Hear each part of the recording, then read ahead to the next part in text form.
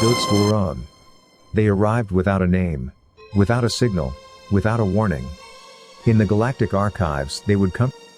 Entire star systems, glittering with centuries of peace and progress, were silenced in moments. No debris was left, no survivors, only a chilling, perfect void. They believed their power was absolute. But as they gathered at the edge of human space, they turned their attention not to the silent killers in the void, but to the ugly, primitive ships of a species they had long dismissed. They came to mock humanity's relics. They were about to receive a lesson in warfare, forged in the fires of a forgotten civil war. the great hall of the citadel shimmered with anxiety. The air, usually thick with perfumes and diplomatic platitudes, now crackled with the electric hum of fear. On the main display, a star map showed 3 systems: Gliese, Kepler 186, and Tracked Out. From a raised platform, Grand Admiral Vexar of the Zaphiran Empire surveyed the chaos with predatory calm.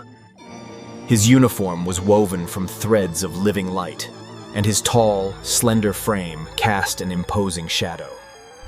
He let the panicked murmurs swell before raising a single, 3-fingered hand. Silence fell instantly. The Eradicators feast on fear.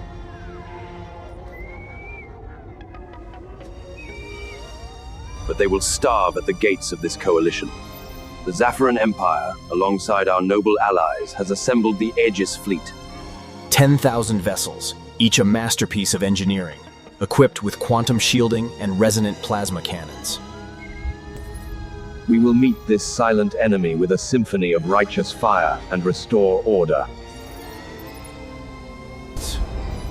A wave of relief washed over the assembly. Vexar was offering them what they craved, a simple... Standing behind him, almost invisible in his shadow, Subcommander Lyra kept her gaze fixed on her datapad. Her brilliant mind wasn't moved by Vexar's poetry. She was watching the energy graphs from the NUL systems. The Eradicators didn't use plasma. They didn't use disruptors. They used something else, something that saturated entire sectors. Our simulations suggested their own advanced shields would buckle in 17 seconds under such an assault. As the applause for Vexar faded, a small, unassuming figure stepped forward from a modest alcove. Ambassador Sarah Chen of Earth. In her simple gray suit, she looked like a relic herself among the Earth will contribute its home fleet to the defense.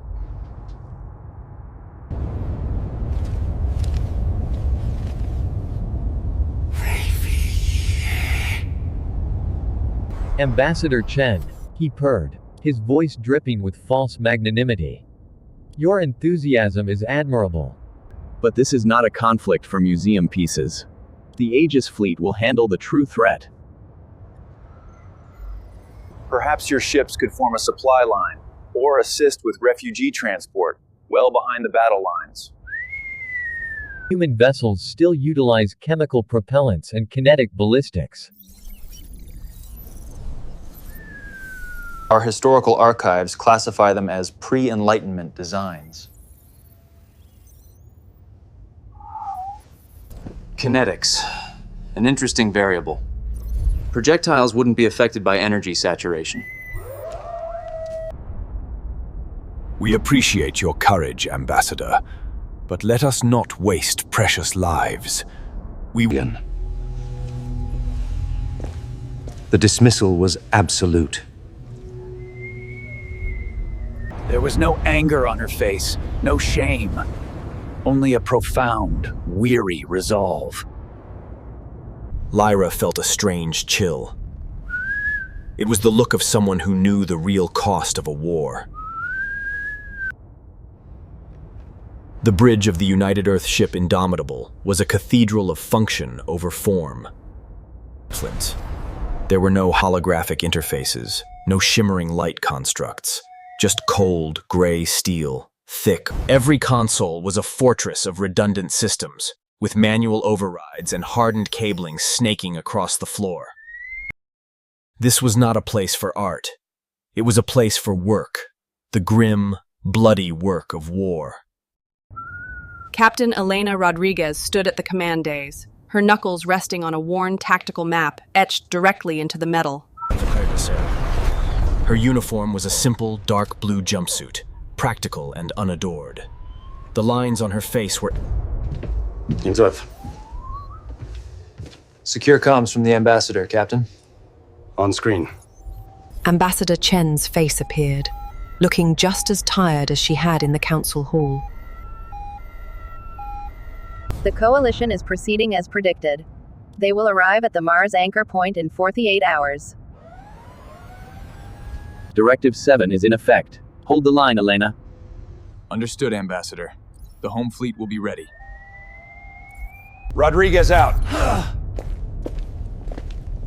What is it, Alex?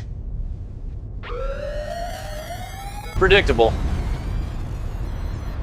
I'll bet they offered to let us handle the catering. Rodriguez's eyes remained fixed on the star chart, but her gaze was distant, seeing ghosts. Let them have their pageantry, Eva. Pride is what armed the Martian separatists with stolen Zaffiran energy rifles. Pride is what turned the orbital docks of Phobos into a zero-gravity tomb. This ship, this entire fleet, isn't a relic of the past. It's a direct answer to a mistake we made ourselves. For a fleeting second, she remembered it. The blinding green flash of a Martian pulse cannon coring out the bridge of the UES Eris. Her friend, Captain Zhao, had been on that bridge. The rebels had beautiful ships. They had died believing it. Human engineers, faced with an enemy their own shields couldn't stop, had gone back to first principles. All hands to battle stations. The klaxon that sounded was not an elegant chime, but a harsh, guttural alarm designed to be heard through explosions and hull breaches. Spin up the main batteries. Load penetrator rounds. The Council has sent its finest to teach us a lesson.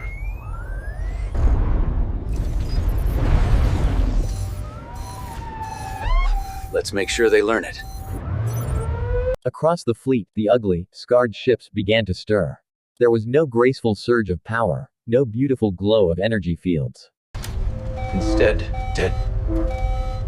Deep within their armored hulls, there was the low, grinding groans. It was the sound of heavy industry, the sound of machinery built for a single, ugly purpose. It was the sound of a lesson, paid for in blood, preparing to be taught again. The Aegis Fleet did not simply arrive. It blossomed into reality. Zaffiran vessels sliced through the void like obsidian birds of prey, their wings shimmering with contained energy. Crystalline collective ships pulsed with internal light, refracting the distant starlight into 1,000 rainbows. It was less a military formation, and more a traveling exhibition of artistic supremacy. On the panoramic bridge of his flagship, the Valiance, Grand Admiral Vexar watched the display. Transparent aluminum offered a flawless view of his armada, and the low, harmonic hum of the... He turned his gaze to the main tactical display. There, hanging in the darkness like a collection of discarded scrap, was the human fleet. By the Seventh Suns, they are even uglier up close.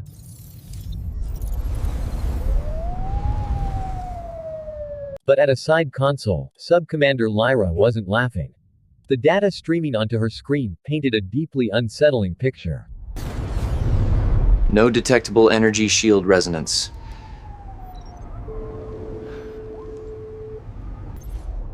Hull density readings are impossible. It's not a single alloy, it's a composite lattice. Her fingers flew across the console, cross-referencing the readings with her Eradicator files.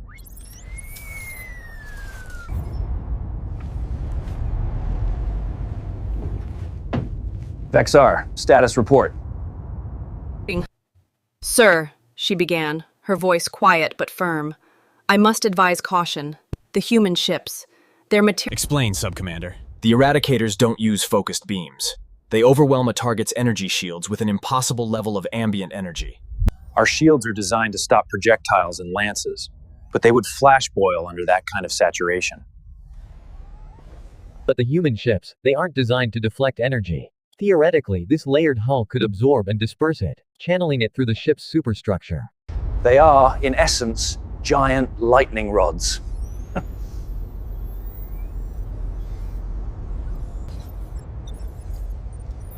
Lyra, you see phantoms in the data because you have only ever known simulations. Primitives do not accidentally engineer the perfect solution to a hyper-advanced threat. They build with what they have. Now, watch.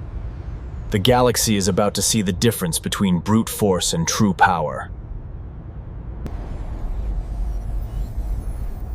Open a channel to the lead vessel. Human flagship, this is Grand Admiral Vexar. Your courage is noted and will be remembered. However, your presence here is a strategic liability.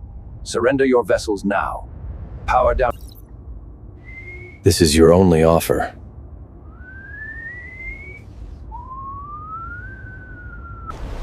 The alien's face, projected in the center of her bridge, was a perfect portrait of arrogance.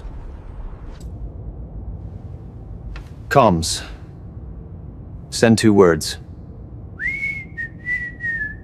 Encrypted. Seconds later, Vexar's bridge officers looked at each other in confusion.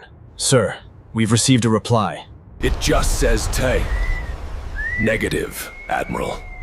The tension on the alien bridge broke with laughter. So be it. Their foolishness will not be our delay. All ships, weapons to minimum power. Target their engine sections only. We will disable these relics, take the crews for questioning, and end this farce with the grace a superior power must show to the unenlightened. From 10,000 beautiful warships, weapon ports irised open, glowing with the contained fury of captive stars. A storm of iridescent energy.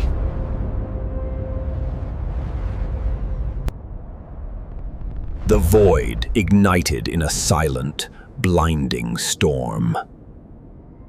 Officers cheered. Tactical displays flared with alerts. Energy levels at the impact sites could vaporize asteroids.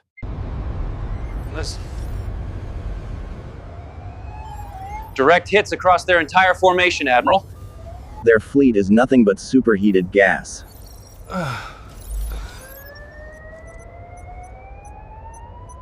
The human ships were still there.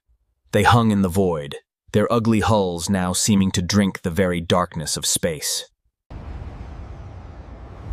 Not a single ship was missing. Not a single hull showed signs of melting. Energy absorption at 92% efficiency.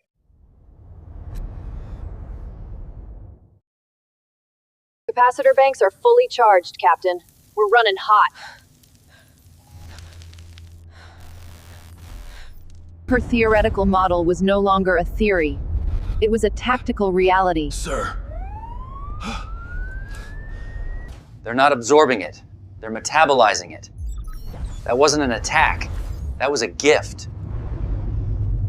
We just gave them all the power they'll ever need.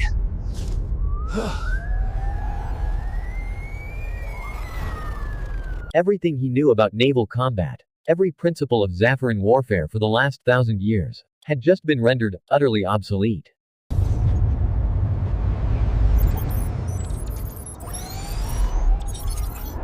All ships. Weapons free. Target their command ships first. Dismantle them.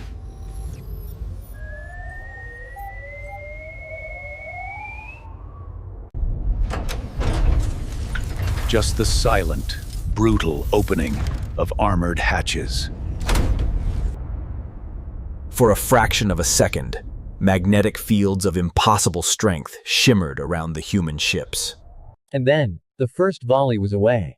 The railgun slugs were almost invisible, moving at a significant percentage of light speed. They were not beams of light to be tracked, but localized distortions in space, tiny gods of kinetic violence. A crystalline collective cruiser, a vessel of breathtaking beauty, was the first to die. It didn't explode. A tungsten rod, the size of a ground car, passed through its quantum shields as if they were mist. It punched through the living crystal of the hull and kept going. For a second, the ship was Cry of its enemy.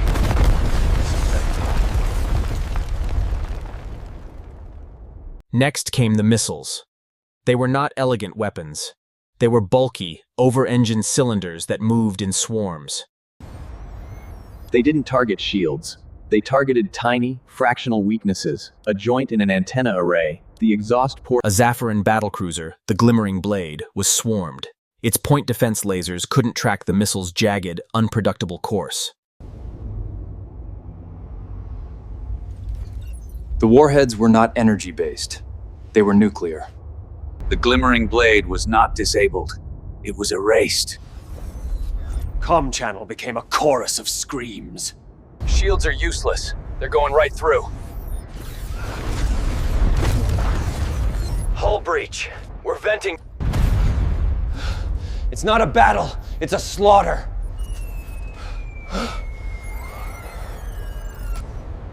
Icons of ships that had been the pride of their species for generations were simply winking out of existence. His art of war was being annihilated by a doctrine that was nothing more than brutal mathematics. He had brought a rapier to a sledgehammer fight. The humans were not fighting a battle. They were performing a mass industrial disassembly. Lyra could only watch. This was what the Eradicators did. Not with kinetics, but with the same terrifying, incomprehensible efficiency. The humans hadn't built ships to fight aliens. They had built ships to fight monsters. And the galaxy, in its arrogance, had just appointed itself the monster. That's some new rails and slug.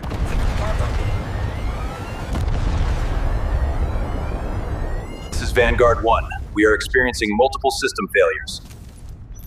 Copy that, Vanguard 1. We are tracking your descent. The Grand Admiral was thrown from his feet, his uniform of living light now smoldering in the dark. Then, as quickly as it began, the assault stopped. The human fleet ceased firing. They were no longer attackers. They were silent monuments to a forgotten kind of war.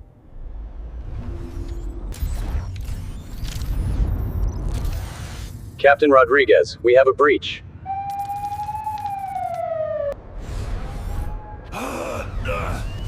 Admiral Vexar, the demonstration is now complete. Withdraw your surviving vessels from sovereign human territory. You will not be warned again. Vexar staggered back to his command chair, leaning on it for support. He stared at the woman on the screen.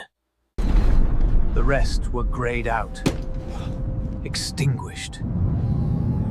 His art, his philosophy. Mercy, we didn't understand.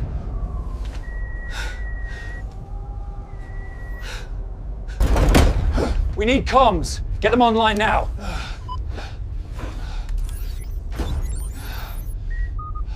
This is Subcommander Lyra. I am assuming tactical command. Captain.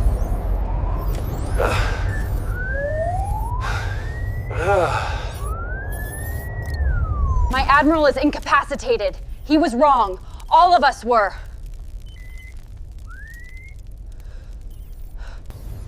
We were fighting the wrong enemy. You have to believe me. Our ships were built for parades. Yours were built to kill monsters. We just proved it. Please! Go kill the real ones!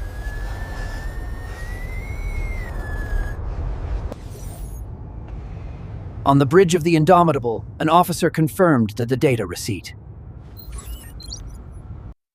She had just won the most one-sided victory in galactic history, but her face showed no triumph. Only the profound weariness of a soldier who knows that every ended war is just the prelude to another.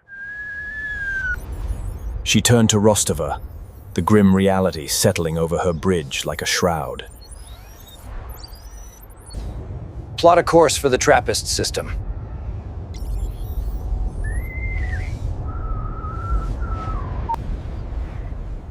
The war, the real war, is just beginning.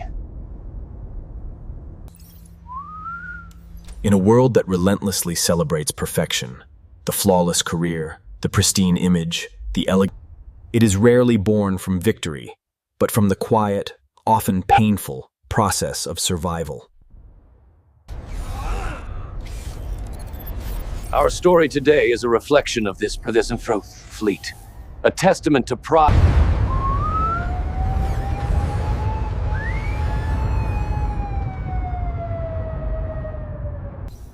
Their strength wasn't in their appearance, but in their resilience, a resilience that could only be earned through hardship.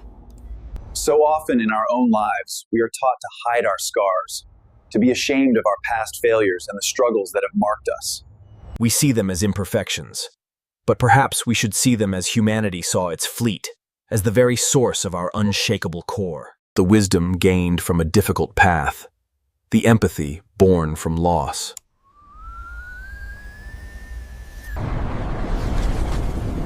True fortitude doesn't need to be loud or beautiful. We believe the greatest stories are the ones we share.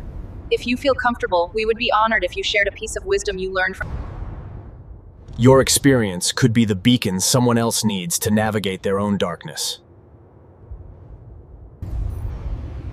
Thank you for spending your time with us. Be well.